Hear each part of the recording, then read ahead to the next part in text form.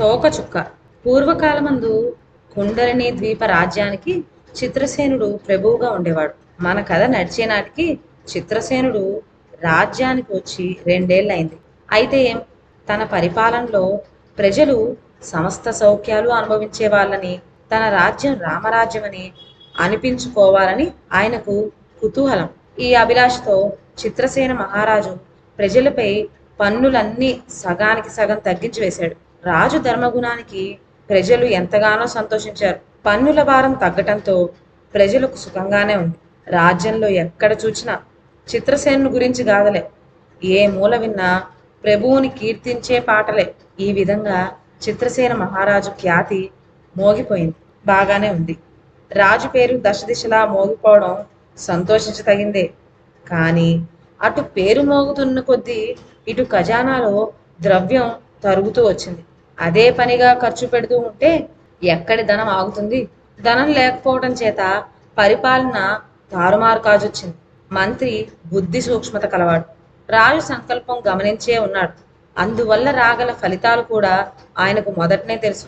అందుకనే అవకాశం దొరికినప్పుడల్లా రాజుతో మంచి చెడులు చెబుతూనే వచ్చాడు. కానీ చూడబోతే నా తరంలో నా ప్రజలకు శాశ్వతమైన మేలు చేసి తీరాలి అని దీక్ష పట్టిన చిత్రసేనుడికి మంత్రి మాటలు చెవికెక్కలేదు. ఎన్ని విధాలా చెప్పి చూసినా రాజు వినిపించుకొనకపోయేసరికి మంత్రి విసిగి వేసరిపోయాడు. ఖజానా ఖాళీ అయింది. పైసా అయినా నిలవలేకపోయే. ఊరుకుంటే ముప్పు కలుగుతుందని తెలుసుకున్నాడు మంత్రి. ఏమైతే కాని అని చొరవతో ఒకనాడు ప్రభువును దర్శించి, మహారాజా, ఏలిక చేసిన శాసనం ప్రజలకు సౌఖ్యంగానే ఉన్నది. అయితే మన ధనాగారం ఒక వంక ఒట్టిపోతున్నది. ధనం లేకుంటే ఏ పని సాగుతుంది చెప్పండి? మాట దక్కని మంత్రి పదవిని నేను ఎలా నిర్వహించేది? కనుక నాకు ఈ బాధ్యత తప్పించుకోవాల్సిందని దేవుణ్ణి కోరుతున్నాను అనేశాడు. అంత విషమించిందా పరిస్థితి అని ప్రశ్నించాడు రాజు. ఏమని మనవి చేసేది ప్రభు? అవతల ఉద్యోగులకు, యువతల సైనికులకు నెల జీతాలు ఇవ్వాలి. ఇంకొక వారమే వ్యవధి ఉన్నది. ఖజానాలో ఉండే సొమ్ముతో నీళ్లు మోసే తోటమాలీల భత్యాలైనా సరిపెట్టలేమని తోస్తోంది అని మనవి చేశాడు. ఇందుకు రాజు, సరే, రేపటి రోజున దర్బారు ఏర్పాటు చేయించు మంత్రి. మన మంత్రులే కాదు, రాజ్యంలో పెద్ద మనుషులను సభకు రప్పించు అని చెప్పాడు. మంత్రి వెళ్ళిపోయాడే కానీ రాజు మనసులో ఉద్దేశం ఏమిటో అర్థం కాలేదు. ధనాగారంలో డబ్బు లేకపోతే కొత్త పన్నులు విధించాలి. ఇలా దర్బార్లు ఏర్పాటు చేసి అందరినూ రప్పించినంత మాత్రాన కాబోయేదేమిటి అనుకున్నాడు. ఏమైతేనేం, రాజాజ్ఞ నెరవేర్చి తీరాలి. రాజ్యంలో దండోరా వేయించారు. చాటింపు విన్న ప్రజలకు సంగతి సందర్భం తెలియదాయే. అందుచేత నలుగురు 4 విధాలా అనుకున్నారు. ఇంతకు రాజు దయామయుడని అందరికీ వెల్లడై ఉన్నది. దీన్ని బట్టి కొంతమంది అసలు పన్నులు మొత్తంగానే తీసివేస్తాడేమో ధర్మప్రభు అంటూ వదంతులు వ్యాపింపజేయొచ్చారు. మేకల వంటి ప్రజలు ఈ మాటలు నిజమే అని నమ్మారు. అనుకున్న ప్రకారం మర్నాడు దర్బార్ ఏర్పాటైంది. మంత్రి పొంగులు, ముఖ్య ఉద్యోగులు, రాజ్యంలో పేరు మోసిన పెద్ద మనుషులు వచ్చేశారు. సభ కిటకిటలాడుతూ ఉంది. చిత్రసేన మహారాజులంగారు దర్బార్కు విచ్చేసి సింహాసనం అధిష్ఠించారు. రాజుగారి ఆజ్ఞను శిరసావహించి ముఖ్యమంత్రి సభ వారికి ఇలా చెప్పాడు. మన ప్రభువుల వంశం దయా ధర్మాలకు కీర్తిగాంచింది. ప్రజలను కన్నబిడ్డల్లాగా చూచుకోవడం వారి వంశాచారమై ఉన్నది. అసలు మన రాజ్యంలో పూర్వం విధింపబడి అమలులో ఉంటున్న పన్నులే నామమాత్రమైనవి. అటువంటిది ఇప్పుడు కరుణా సింధువులని బిరుదు వహించిన మన చిత్రసేన మహారాజులం గారి హయాములో ఆ పన్నులు సగానికి సగం తగ్గిపోయిన సంగతి, ఈ నామమాత్రం పన్నులతో రాజ్యపాలన సాగేది ఎలా అనేదే ఇప్పుడు ఒక సమస్య అయి కూర్చుంది అని చెబుతూ ఉండగా సభలో నుండి ఒకళ్ళు లేచి, ప్రజల మీద పన్నులు వేయకుంటే పరిపాలన సాగనే సాగదు కదా అని ప్రశ్నించారు. ఈ ప్రశ్నకు అక్కడ దర్బారులో అంతా విస్తుపోయారు. ముఖ్యమంత్రికి మతిపోయినంత పని అయింది. అయినా గుండె దిటూ చేసుకొని మంత్రి మళ్ళీ ఇలా ఉపన్యసించాడు. మీరే ఆలోచించండి. మన రాజ్యంలో జనాభా ఎంత? అంతమంది చల్లగా ఉండాలంటే ఎన్నెన్ని సౌకర్యాలు ఉండాలి? ఆరోగ్యం కాపాడుకునేటందుకు మందు మాకులు వద్దా? పెరిగి పెద్ద కావాల్సిన బిడ్డలకు చదువు సంధ్యలు అక్కర్లేదా? ఇంతకు పరరాజులు ఏ క్షణమైనా మన మీదకు దాడి చేయవచ్చు. ఈ భయం లేకుండా రాజ్యం రక్షించుకునేటందుకే సైన్యం ముఖ్యం కదా. పన్నులు వేయక వీటన్నిటికీ ధనం ఎలా వస్తుంది? ఎక్కడి నుంచి ఏ విధంగా డబ్బు తెచ్చి ప్రజలకు సౌఖ్యం చేకూర్చడం? కనుక పన్నులంటే ఏమిటో, వీటిని ఎందుకు విధించాలో తెలుసుకోవటం ప్రతి పౌరునికి విధి అని చెప్తూ ఉండగా ఇంతవరకు వింటూ కూర్చున్న చిత్రసేనుడు, మన మంత్రి చెప్పిన మాటలన్నీ చక్కగానే ఉన్నాయి. అయితే ఒకసారి తగ్గించిన పన్నులను తిరిగి విధించినట్లయితే మునపటి పద్ధతిలో పనులు చేయగలమా అనేదే ప్రశ్న అన్నాడు సంశయంతో. సభలో గుసగుసలు బయలుదేరినాయి. దర్బారులో ఒకడు నిర్భయంగా లేచి, మహారాజా, తగ్గించిన పన్నులు తిరిగి పెంచడం అనేది చాలా ఆలోచించవలసిన సమయం. ఇప్పటికింకా దేశ దేశాల వ్యాపిస్తున్నటువంటి ప్రభువుల కీర్తి కాస్త హారతి కర్పూరంలాగా హరించిపోతుంది. మహీపతులు మాట తప్పడం అనేది సామాన్య విషయం కాదు. ఆలోచించండి ప్రభు, బాగా ఆలోచించండి అన్నాడు. ఈ మాటల్లో రాజుకు గొప్ప యథార్థం గోచరించింది. తను గద్దె ఎక్కినప్పటి నుంచి ఇప్పటి వరకు ఆర్జించుకు వస్తున్న యశస్సు క్షణంలో మాయమైపోతుందే, కనుక తగ్గించిన పన్నులు పెంచడానికి ఎంతమాత్రం వీల్లేదు, వేరు మార్గాలు వెతకవలసిందే అని నిశ్చయించుకున్నాడు రాజు. ఒకసారి చేసిన నిర్ణయాన్ని మేము మార్చబోము. తగ్గించిన పన్నులను పెంచేది లేదు, కొత్త పన్నులను విధించడం అనేదే లేదు. మా నిర్ణయం తెలిసిందే కదా. పైగా పరిస్థితులన్నీ వెల్లడించే ఉన్నాడు కదా మంత్రి. ఇప్పుడు చెప్పండి ఏదైనా ఉపాయం అన్నాడు రాజు. దర్బారంతా నిశ్శబ్దమయమైపోయింది. ఒకరి ముఖం ఒకరు చూచుకోనటమే కానీ ఏం జవాబు చెప్పాలో ఒక్కరికి ఏమి తోచింది కాదు. ఈ సమయంలో సేనాధిపతి అయిన సమరసేనుడు లేచి, మహాప్రభు, ధనగారం నింపడం అనేది అదొక పెద్ద సమస్య కానే కాదు. ఆ మార్గతరం నేను చెప్పగలను.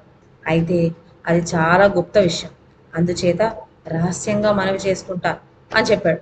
సరే, రాత్రి 10 గంటలప్పుడు ఏకాంతంగా ఉద్యానవనంలో మహారాజును సేనాధిపతి దర్శించేలా ఏర్పాటు జరిగింది. సేనాధిపతి నోటి నుంచి వెలువడ్డ మాటలు చెవిన పడగానే దర్బార్లో ప్రతి ఒక్కరూ జిజ్ఞాసలో పడ్డారు. ఏమై ఉంటుందా ఈ దైవరహస్యం అని. అయినా రేపు ఈ పాటికి అంతా వెల్లడవుతుంది కదా అనే తృప్తితో వారు సరిపెట్టుకున్నారు. అన్నట్టుగానే రాత్రి సరిగ్గా 10 గంటలకు సమరసేనుడు వెళ్ళి ఉద్యానవనంలో మహారాజును దర్శించాడు. ప్రభు, మన ధనాగారం నిండాలంటే ఇంత యోచన ఎందుకు? మన రాజ్యంలో ఒక్క పైసా అయినా అదనంగా వసూలయ్యే దారి లేదు.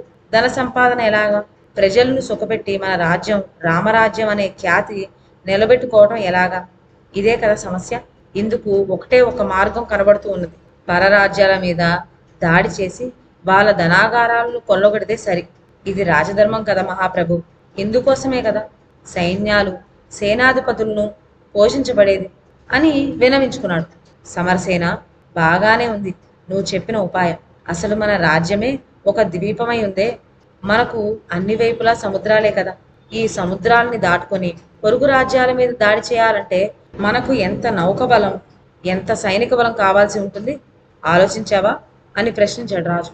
ఈ 2 విషయాలు నాకు వదిలేయండి దేవరా అన్నాడు సేనాని. సరే, ఈ బాధ్యత అంతా నీదే. సైన్యాన్ని సమకూర్చాలంటే నీ మాట ప్రభుత్వ ఆజ్ఞ పాటించాలి కదా ప్రజలు. అందుకోసం ఇదిగో ఈ రాజముద్రగా ఉపయోగించుకో అంటూ తన వేలి ఉంగరం తీసిచ్చాడు రాజు. సెలవు తీసుకొని వెళ్ళాడు సేనాని. సైనికుల్లో ముఖ్యులను సమావేశపరిచి జరిగిన సంగతంతా వివరిస్తూ సందేహించాడు. ఇది చూచి సైనికులు ప్రశ్నించారు. అందుకు సేనాధిపతి, మరేమీ లేదు. సముద్రాలు దాటిపోయి తక్కిన ద్వీపాల మీద మనం దాడి చేసేది కేవలం వాళ్ళ ధనాగారాలను కొల్లగొట్టుకు రావటానికే కానీ వాటిని ఆక్రమించుకొని పరిపాలించేందుకు కాదు కదా. ఈ మాత్రం పనికి ఇప్పుడున్న మన సైన్యాలు చాలవా అని. మరొక విషయం ఏమిటంటే, మనం సైన్యాలను తరలించుకొని ఈ కుండలిని ద్వీపాన్ని వదిలిపోగానే అదును చూచి ఒకవేళ ప్రజలు తిరుగుబాటు చేస్తారేమో, అప్పుడు రాజు బంధువులను రక్షించేది ఎవరు అన్నాడు. వెంటనే సభ నుండి లేచి, ఇది గడ్డు సమస్యే అన్నాడు ఒకడు. సైన్యం లేని రాజుకు భయం తప్పదు అన్నాడు మరొకడు. ఇంకొక సైనికుడు వయసు మీరినవాడు, సేనాని, కుండలిని దేవి కరుణ వల్ల ఒక చక్కటి ఉపాయం తట్టింది అన్నాడు. గిరుక్కుమనంతా అతని కేసు చూడగా ఆ సైనికుడు, చూడండి, దేశంలో విప్లవం లేవదీయాలంటే యువకులే కావాలి. కనుక ప్రతి యువకుణ్ణి ఏదో విధంగా ఆకర్షించి సేనల్లో చేర్చుకుందాం అని చెప్పి ఊరుకున్నాడు. అందరికీ ఈ ఉపాయం నచ్చింది. అప్పటికప్పుడే రాజ్యంలో 15-40 ఏళ్ల మధ్య వయసున్న వాళ్ళంతా సైన్యంలో చేరవలసిందని ప్రకటిస్తూ అందుకు అవసరమైన ఆజ్ఞాపత్రాలు రాజు ముద్రికతో సహా తయారు చేసి ఉంచారు. మరునాటి నుంచి సైనికులు పత్రాలు చేతపుచ్చుకొని పోయి ప్రతి గ్రామంలోనూ వయసులో ఉన్న ప్రతి పురుషుణ్ణి సైన్యంలో చేర్పసాగారు. అయితే చేరటానికి కొంతమంది ఇష్టపడలేదు. కావాలంటే మీరు కోరుకున్న పన్నులు ఇచ్చుకుంటా గాని బలవంతాన మమ్మల్ని సైన్యంలో చేర్చవద్దు, మమ్మల్ని తల్లిదండ్రుల నుండి ఆలు బిడ్డల నుండి ఎడబాటు కానియొద్దు అంటూ ఏవేవో గోల చేసాగారు. కానీ వినేనాథుడెవరు? ఇష్టపడి సైన్యంలో చేరిన వాళ్ళు మర్యాదగా వెంట వెళ్ళారు. లేని వాళ్ళను కాళ్ళు చేతులు కట్టి డోలీల్లో పడివేసి మోసుకుపోయారు సైనికులు. ఈ స్థితిలో ప్రజలంతా రాజు వద్దకు పోయి మొరపెట్టుకున్నారు. ఇందుకు రాజు, నా ఘనకీర్తిని వేణోల్లా చాటారు. మీలో కొందరు నా పైన కథలు రాసి కావ్యాలు అల్లి ఉన్నారు కదా. ఇప్పుడు మళ్ళీ పన్నులు పెంచినట్లయితే తీరుగా మీరు నా పైన తిట్టు కవితలు కట్టడానికి అవకాశం ఉన్నది. కనుక చేయగలిగింది ఏమీ లేదు. ఆడి తప్పటం మాకు వంశాచారం కాదు అని చెప్పాడు. సైన్య సమీకరణ పూర్తయింది. ఒక శుభముహూర్తాన కుండల్ని సైనాలు ఓడలెక్కినాయి. తీరా బయలుదేరవచ్చు అని మహారాజు అనుజ్ఞ ఇచ్చేసరికి ఆకాశం మీద దక్షిణ దిశన మహావేగంతో కదులుతూ ప్రకాశిస్తూ ఉన్న ఒక తోకచుక్క కంటబడింది. ఇది చూసి అందరూ భయంతో కంపించిపోయారు. అశుభం, అశుభం అన్న మాటలు ప్రతి ఒక్కరి నోటి నుండి అప్రయత్నంగా వెలువడినాయి. విపరీతంగా ఉంది, మరొక సుముహూర్తం ఏర్పరుద్దాం, ఇప్పటికి ప్రయాణం నిలుపు చేయించండి అన్నాడు ఆస్థాన దైవజ్ఞుడు. ఈ సలహాకు సేనాధిపతి మండిపడ్డాడు. ఎవరైనా నవ్విపోతారు, ఇటువంటి అర్థం లేని పిచ్చి నమ్మకాలు వింటే. మన సైనికులు చండ ప్రచండులు, వారిని ఏమి చేయగలదు తోకచుక్క అని వ్యతిరేకించాడు. చాలా దూరం చెప్పి చూచాడు దేవాజ్ఞుడు. లాభం లేకపోయింది. చిత్రసేన మహారాజు కూడా సైనాని పైన మొగ్గు చూపాడు. చేసేది లేక ఆస్థాన దేవజ్ఞుడు పక్కకు తప్పుకున్నాడు. సైనికుల్లో బయలుదేరిన కలకలం ఎవ్వరూ గుర్తించలేదు. చివరకు సేనాధిపతి ఆజ్ఞ ప్రకారం తెరచాపలెత్తారు. దక్షిణ దిశన వెలిసిన తోకచుక్క వైపు చూచుకుంటూ ఓడలన్నీ ఆ దిక్కుకే గబగబా సాగిపోయినాయి. ఆ తర్వాత ఏం జరిగిందో నెక్స్ట్ వీడియోలో విందాం. అంతవరకు సెలవు. నా ఛానల్లోని కథలు మీకు నచ్చినట్లయితే నా ఛానల్ను లైక్ చేసి సబ్స్క్రైబ్ చేయండి. షేర్ చేయడం మర్చిపోవద్దు. కొత్త కథల నోటిఫికేషన్ కోసం బెల్ ఐకాన్ ప్రెస్ చేయండి. Thank you.